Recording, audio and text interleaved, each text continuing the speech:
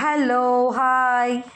நாங்கள் எங்கள் நாத்தனார் வீட்டுக்கு போனோங்க. அங்கேருந்து அவங்க ஹோட்டல் போகலான்னு வாங்கன்னு இங்கே கூட்டிகிட்டு வந்தாங்க. இது வந்து பவ்யம் அண்ணா நகரில் இந்த ஹோட்டல் லொக்கேட் ஆகிருக்குங்க.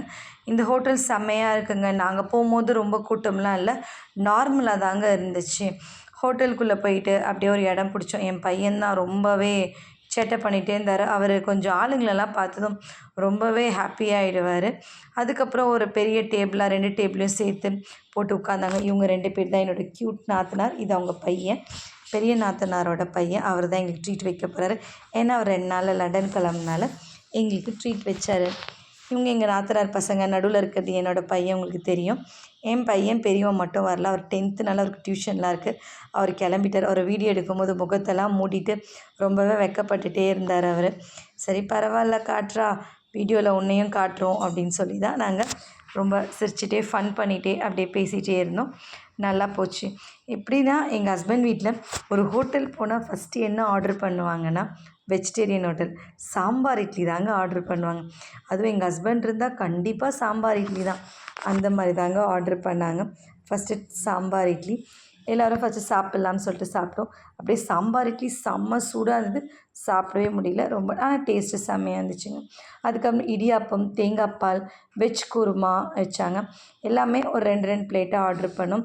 அதுக்கப்புறமா சோலாப்பூரியும் ஆர்டர் பண்ணோம், சென்னா எல்லாத்தையும் ஷேர் பண்ணி எல்லாருமே சாப்பிட்டுக்கிட்டோங்க.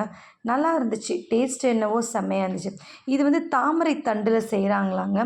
ஹனி சிக்கன்லாம் சாப்பிடுவோம்ல, அந்த மாதிரி அது ஹனி போட்டு செஞ்சுருந்தாங்க. இது வந்து மஷ்ரூமு, அப்புறம் வந்து பன்னீர் ஃப்ரைட் ரைஸு எல்லாமே இருந்துச்சு. நல்லா இருந்துச்சுங்க. ஆனால் எனக்கு வந்து இது ரொம்ப பிடிச்சிருந்ததுங்க, இந்த தாமரை தண்டில் செய்கிறது.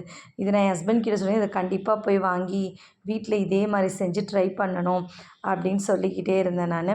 அப்புறம் வந்து மஷ்ரூமும் நல்லா இருந்துச்சு.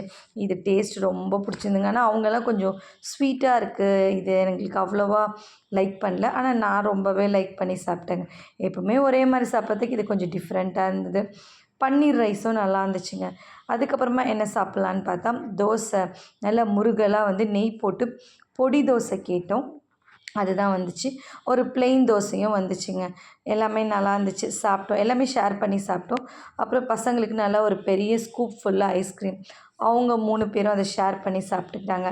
லாஸ்ட்டாக காஃபி குடித்தோம். அதுக்கு முன்னாடி பன்னீர்லாம் ரொம்ப டிஃப்ரெண்ட்டாக இருந்துச்சுங்க. நான் அதை என்ன தெரியுமா பேக்குள்ளே வைக்கிறேன்? சோம்பு தாங்க. எந்த ஹோட்டல் போனாலும் சோம்பு நம்ம அந்த பேப்பரில் எடுத்து வச்சுப்போம் பார்த்தீங்களா, டிஷ்யூ பேப்பரில், அந்த மாதிரி தாங்க எடுத்து நானும் பேக்குள்ளே வச்சுக்கிட்டேன்.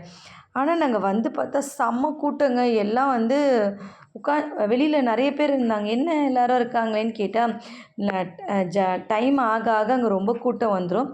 அதுக்கப்புறம் பேர் கொடுத்துட்டு எல்லோரும் வெயிட் பண்ணுவாங்க. அதுக்கப்புறம் தான் உள்ளே அனுப்புவாங்க. நம்ம யாராவது வெளியில் வந்து தான் உள்ளே அனுப்புவாங்க. அவ்வளோ கூட்டங்க அந்த ஹோட்டலில்.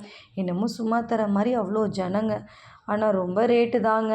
இது அப்படியே ஒரு பார்சலும் ஒன்று வாங்கிட்டோம். எவ்வளோ பில் வந்துச்சுன்னா ஒரு 3000 வந்துருச்சுங்க. இதாங்க அந்த ஹோட்டலோட அட்ரஸ். நீங்கள்லாம் இந்த ஹோட்டலுக்கு போயிருந்தீங்கன்னா கமெண்ட்டில் சொல்லுங்கள். மறக்காமல் நம்ம சேனலில் கொஞ்சம் லைக்கும் சப்ஸ்கிரைபரும் பண்ணிவிட்டு பாருங்கள்.